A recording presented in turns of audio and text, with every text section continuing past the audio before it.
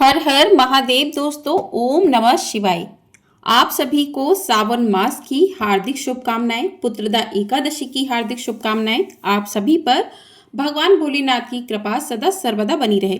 आज की वीडियो में आप सुनेंगे सावन मास महात्म्य का अध्याय 26। पिछली वीडियो में आपने 1 से 25 तक के अध्याय यदि नहीं सुने हैं तो आप लोग अभी भी इन अध्यायों को सुनकर भगवान भोलेनाथ की कृपा को प्राप्त कर सकते हैं।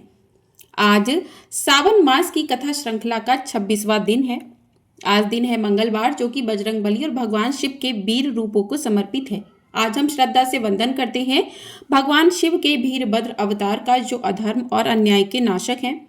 आइए हम सब मिलकर आज की प्रार्थना करें कि हे वीरभद्र महादेव, हमें जीवन में साहस, समर्पण और धर्म की रक्षा करने की शक्ति प्रदान करें।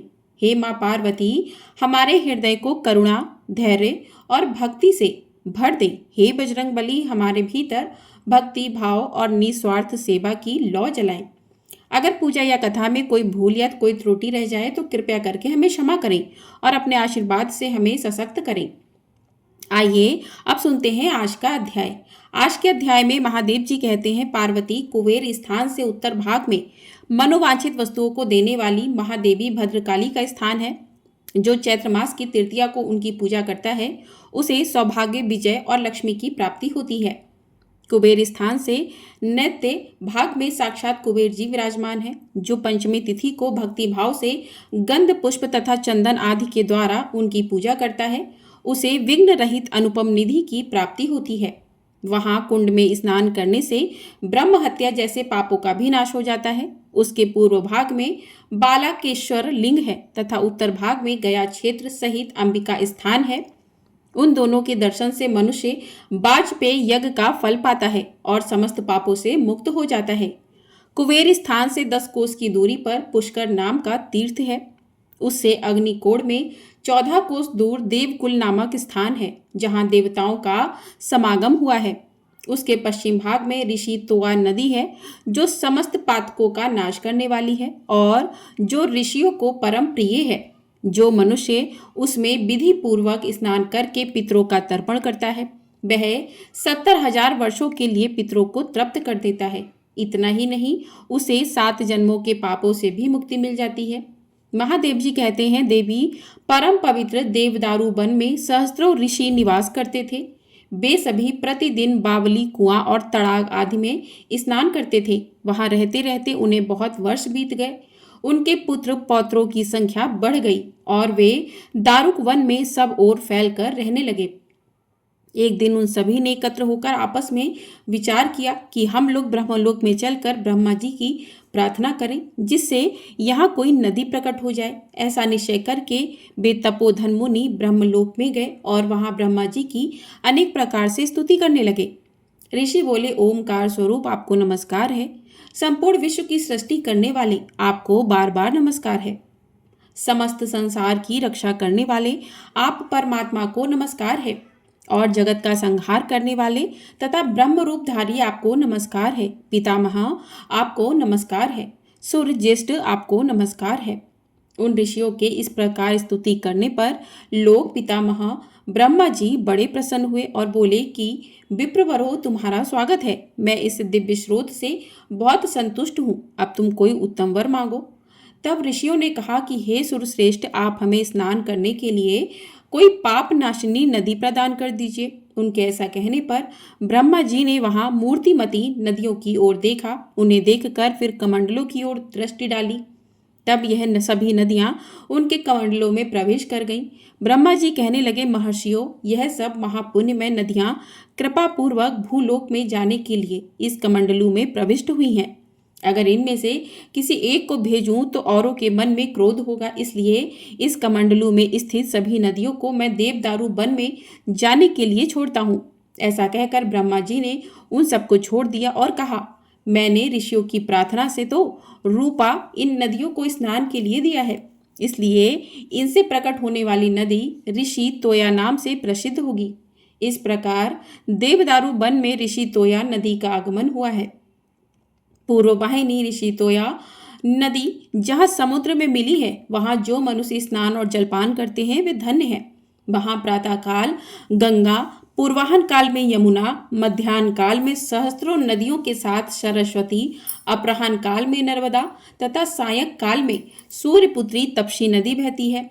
ऐसा जानकर जो भी विद्वान उसमें स्नान और विधिवत श्राद्ध करता है वह उसके फल का भागी हो जाता है। महादेव जी कहते हैं पार्वती उसके दक्षिण भाग में थोड़ी ही दूर पर शंख चक्र और गदा धारण करने वाले भगवान माधव विराजमान है, जो शुक्ल पक्ष की एकादशी को स्नान करके शुद्ध वस्त्र पहनकर गंध पुष्प और अनुलेपन के द्वारा भक्ति पूर्वक उनकी पूजा करता है वह परम पद को प्राप्त होता है। जो विष्णु कुंड में स्नान करके माधव की पूजा करता है वह श्री हरि के परम धाम में जाता है। वहां से उत्तर दिशा में कुछ वायव्य कोण की ओर ग्रालेश्वर लिंग है। महातेजस्वी इंद्र, वरुण, कुबेर, यमराज, अग्नि, आदित्य, वसु तथा समस्त लोकपालों ने उस महालिंग की आराधना की है। जो भी श्रृंगालेश्वर का पूजन करके उनके कुल में कोई निर्धन नहीं होगा। जो मनुष्य अमावस्या तिथि को यहाँ आकर स्नान करके क्रोध रहित होकर विधि पूर्वक पितरों का श्राद्ध करता है उसके पितर प्रलय काल तक तृप्त रहते हैं। इस क्षेत्र का विस्तार 1 मील तक है। उसमें जो मृत्यु को प्राप्त होते हैं उन्हें उत्तम गति की प्राप्ति होती है। जो अनशन व्रत ग्रहण करके इस तीर्थ में प्राणों का त्याग करते हैं वे परमेश्वर में लीन हो जाते हैं। श्रृंगालेश्वर से ईशान कोण में 7 धनुष की दूरी पर त्रिपथ गंगा है। उसके जल में उत्पन्न होने वाली मछलियां इस कलयुग में भी 3 नेत्रों वाली देखी जाती हैं। जहां वहां स्नान करके मनुष्य 5 महापातों से मुक्त हो जाता है। चंडी से पूर्व भाग में 20 धनुष पर गोपाल स्वामी का स्थान है। जो माघ मास में गोपाल स्वामी श्री हरि का दर्शन पूजन तथा वहां रात्रि में जागरण करता है वह परम पद को प्राप्त होता है। वहां से उत्तर दिशा में 8 धनुष पर वकुल स्वामी सूर्यदेव का स्थान है। जो मनुष्य रविवार युक्त सप्तमी में वहां जागरण करता है वह सभी अभिष्ट वस्तुओं को पाता और स्वर्गलोक में पूजित होता है। वहां से वायव्य कोण में 16 धनुष पर उत्तराक नाम से प्रसिद्ध भगवान सूर्य विराजमान है। वहां रथ सप्तमी को उपवास करके मनुष्य सब रोगों से मुक्त हो जाता है। वहीं देव कुल से आग्नेय कोण में 2 कोस दूर समुद्र के सुरम्य तट पर परम उत्तम ऋषि तीर्थ है। वहां पत्थर की आकृति वाले ऋषि लोग आज भी देखे जाते हैं जो सब पातकों का नाश करने वाले हैं।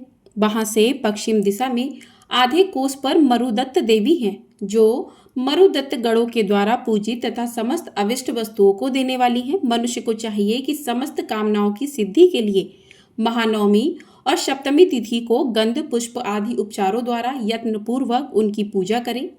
देवकुंड से उत्तर और भास्कर से दक्षिण कंटक शोधनी देवी का स्थान है। जो मनुष्य अष्टमी और नवमी के दिन उनकी पूजा करता है उसको राक्षसों और पिशाचों से भय नहीं होता और वह उत्तम सिद्धि को प्राप्त करता है। उससे पूर्व दिशा में थोड़ी ही दूर पर ब्राह्मणों द्वारा स्थापित ब्रह्मेश्वर लिंग है। जो ऋषि तोया के जल में स्नान करके उसका पूजन करता है वह ब्राह्मण जड़ता से रहित और वेदज्ञ होता है। भगवती चंडी के गणों द्वारा वह स्थान सुरक्षित है। देवी मैंने सीमा सहित वह स्थान ब्राह्मणों को दे दिया है। महादेव जी कहते हैं कि देवी पूर्व काल में बेन नामक राजा हुआ है। वह मृत्यु की कन्या का पुत्र था, इसलिए माता महक के दोष से उसमें भी क्रूरता पूर्ण विचार आ गया। उसने अपने धर्म को पीछे छोड़कर पाप में मन लगा लिया। वेद शास्त्रों का उल्लंघन करके वह अधर्म में तत्पर हो गया। उसका विनाश काल उपस्थित था, इसलिए उसकी ऐसी बुद्धि हुई कि मैं ही सब यज्ञों और श्रेष्ठ ब्राह्मणों के द्वारा स्तवन और पूजन करने योग्य हूँ। इस निश्चय के द्वारा धर्म का उल्लंघन करके वह प्रजा को पीड़ा देने लगा। उसका यह व्यवहार देखकर मरीच आदि महर्षि कुपित होकर बोले कि वेन, तुम अधर्म मत करो। तुम जो कुछ करते हो वह सनातन धर्म नहीं है। तुमने राज सिंहासन पर बैठते समय पहले यह प्रतिज्ञा की है कि मैं प्रजाजनों का पालन करूंगा, किंतु अब इसके विपरीत आचरण करते हो। महर्षियों के ऐसा कहने पर दुर्बुद्धि बेन हंसकर बोला, मेरे सिवा कौन धर्म की सृष्टि करने वाला है? पराक्रम, शास्त्र, ज्ञान, तपस्या और सत्य के द्वारा मेरी समानता करने वाला इस भूतल पर कौन है? तुम लोग मुझे धर्म की उत्पत्ति का स्थान समझो। मैं चाहूं तो इस पृथ्वी को जला सकता हूँ, संसार की सृष्टि कर सकता हूँ और सबका संहार भी कर सकता हूँ। गर्व और उदंडता से मोहित हुए बेन को जब वे किसी प्रकार समझाने में सफल नहीं हुए, तब सभी महर्षियों ने क्रोधित होकर अर्थव्य वेदीय अभिचारक मंत्र के प्रयोग से महाबल वेन को मारकर उसकी बाईं भुजा का मंथन किया। उससे एक छोटा सा काले रंग का पुरुष पैदा हो गया। वह भयभीत होकर हाथ जोड़कर खड़ा हो गया। उसकी ओर देखकर मुनियों ने कहा, निषीद अर्थात बैठ जाओ। इससे वह निषाद कहलाया और निषाद वंश का प्रवर्तक हुआ। उससे तुम्बर और खस आदि अन्य जो धीवर जातियां उत्पन्न हुई, उन्होंने बिधंगगिरी को अपना निवास स्थान बना लिया। फिर उन महर्षियों ने बेन के दाहिने हाथ को अरड़ी की तरह मथा। इससे सूर्य और अग्नि की तरह पृथु पैदा हुई। उनका शरीर बड़ा तेजस्वी था। उन्होंने लोक रक्षा के लिए आजगब नामक धनुष, सर्पों के समान बाण, खड्ग तथा कवच धारण किया। उनके प्रकट होने पर सभी प्राणी प्रसन्नता से भर गए। बेन स्वर्गलोक को चला गया। इसके बाद नदियां और समुद्र तरह तरह के रत्न लेकर राजा पृथु का अभिषेक करने के लिए उपस्थित हुए। ऋषियों और देवताओं के साथ भगवान ब्रह्मा जी भी आए। अंगरस देवताओं ने प्रतापी राजा पृथु को राजपथ पर अभिषिक्त कर दिया। उनके राज्य में पृथ्वी बिना जोते बोए ही अन्न पैदा करती थी। चिंतन करने मात्र से ही मंत्र सिद्ध हो जाया करते थे। सभी गौएं कामधेनु थीं और वृक्षों के एक एक पत्ते से मधु की प्राप्ति होती थी। राजा पृथु को देखकर प्रसन्न हुए महर्षियों ने प्रजाजनों से कहा कि यह बेन नंदन राजा पृथु तुम सब लोगों को जीविका प्रदान करेंगे। यह सुनकर प्रजाजनों ने महाभाग पृथु का स्तवन किया और कहा, आप महर्षियों के कथनानुसार हमारे लिए आजीविका की व्यवस्था करें। तब बलवान राजा पृथु ने प्रजा की रक्षा की इच्छा से धनुष बाण लेकर पृथ्वी पर आक्रमण किया। पृथ्वी उनके भय से थर्रा उठी और गाय का रूप धारण करके भागी। पृथु ने भी उसका पीछा किया। अंत में वह उन्हीं की शरण में आई और हाथ जोड़कर बोली कि राजन, मेरे बिना तुम प्रजा को कैसे धारण करोगे? मेरे ऊपर ही तो संपूर्ण लोक स्थित है। मैं ही इस जगत को धारण करती हूँ। मेरे बिना सारी प्रजा नष्ट हो जाएगी। इसलिए तुम्हें मेरा वध नहीं करना चाहिए। महीपते, क्रोध छोड़ो, मैं तुम्हारी आज्ञा के अनुसार चलूंगी। तुम्हें धर्म का त्याग बिल्कुल नहीं करना चाहिए। पृथ्वी की यह बात सुनकर धर्मात्मा और उदार राजा पृथु ने अपने क्रोध को रोका और इस प्रकार कहा कि जो अपने या पराये एक के हित के लिए स्वार्थवश बहुत से प्राणियों का वध करता है, उसे पाप लगता है। अगर किसी एक को मार देने से बहुत सारे लोग सुखी हो जाते हैं तो उसके मारने का पाप नहीं लगता। इसलिए वसुंधरे, अगर तू मेरी आज्ञा से संसार का हित नहीं करेगी तो मैं प्रजा के लिए तेरा वध कर डालूंगा। मेरी आज्ञा के विपरीत चलने वाली तुझ वसुधा को बाणों से मारकर मैं स्वयं अपने शरीर को विशाल बनाकर समस्त प्रजा को धारण करूंगा। इसलिए तू मेरी आज्ञा से समस्त प्रजा को जीविका प्रदान कर, क्योंकि ऐसा करने में तू ही समर्थ है। राजा पृथु के इस प्रकार कहने पर पृथ्वी ने उत्तर दिया, राजन, मैं यह सब करूंगी।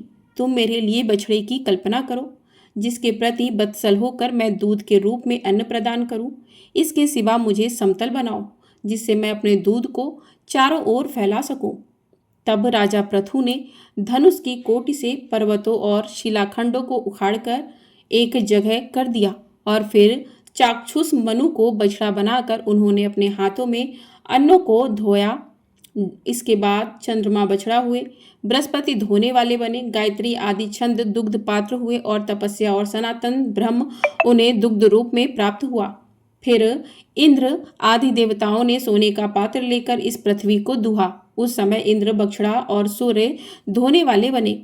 उनका दूध अमृत में था। इसी प्रकार पितरों ने भी चांदी के पात्र में अपनी तृप्ति के लिए सुधा रूप दूध का दोहन किया।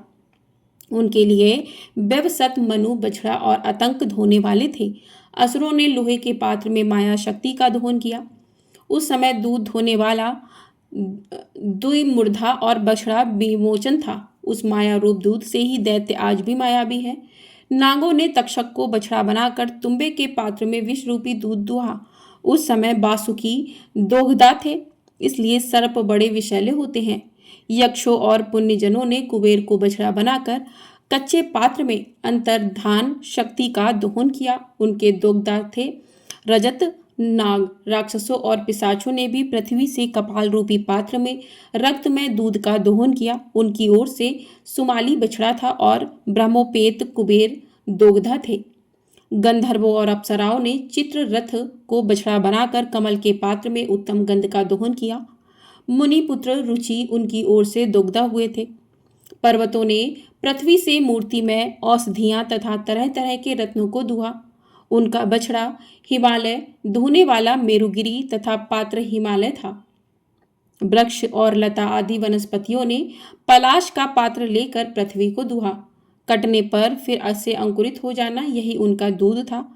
हिला हुआ शाल वृक्ष उनका दोगदा और पाकड़ का वृक्ष उनका बछड़ा था। इस प्रकार हे देवी, समतल लोकों के हित के लिए राजा पृथु ने सबका भरण पोषण करने वाली इस पृथ्वी का दोहन किया।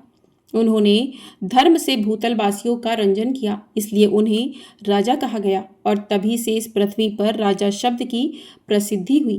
प्रेम से बोलिए जय भोलेनाथ, हर हर महादेव।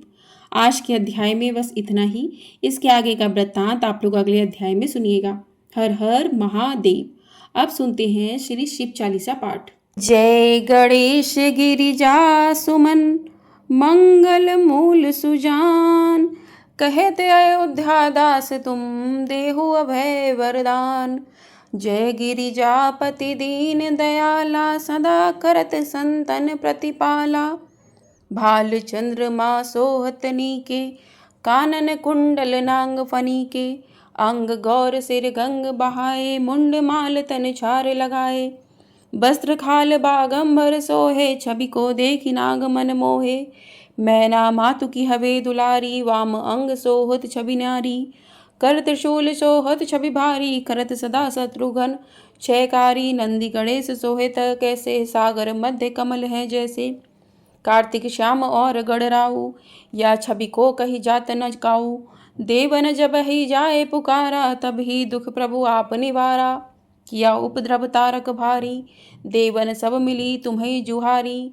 तुरत सडानन आप पठायो, लव निमेष मह मारी गिरायो। आप जलंधर असुर संहारा, सुअस तुम्हार विदित संसारा।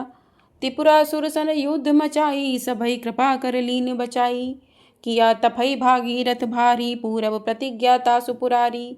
दानिन मह तुम सम को नाही, सेवक स्तुति करत सदाही। वेद नाम महिमा तब गाई, अकत अनादि भेद नहीं पाई। प्रकटी उदधि मंथन में ज्वाला, जरत सुरासुर भय बिहाला। कीनी दया तहम करी सहाय, नीलकंठ तब नाम कहाई। पूजन रामचंद्र जब कीना, जीत के लंक विभीषण दीना। सहस कमल में हो रहे धारी, कीन परीक्षा तभई पुरारी। एक कमल प्रभु राखयु जोई, कमल नयन पूजन चह सोई। कठिन भक्ति देखी प्रभु शंकर, भय प्रसन्न दिए क्षितवर। जय जय जय अनंत अविनाशी, करत कृपा सबके घटवासी। दुष्ट सकल नित्य मोहि सतावे, भ्रमत रहो मोहि चैन न आवे। त्राहि त्राहि मैं नाथ पुकारो, ये अवसर मोहियान उबारो। ले त्रिशूल शत्रुघ्न को मारो, संकट से मोहियान उबारो। मात पिता भ्राता सब होई, संकट में पूछत नहीं कोई। स्वामी एक है आस तुम्हारी, आए हरो मम संकट भारी। धन निर्धन को देत सदाही, जो कोई जांचे सो फल पाही। अस्तुति के ही विधि करे तुम्हारी, क्षमौ नाथ अब चूक हमारी। शंकर हो संकट के नाशन, मंगल कारण विघ्न विनाशन। योगी यति मुनि ध्यान लगावे, शारद नारद शीश नवावे।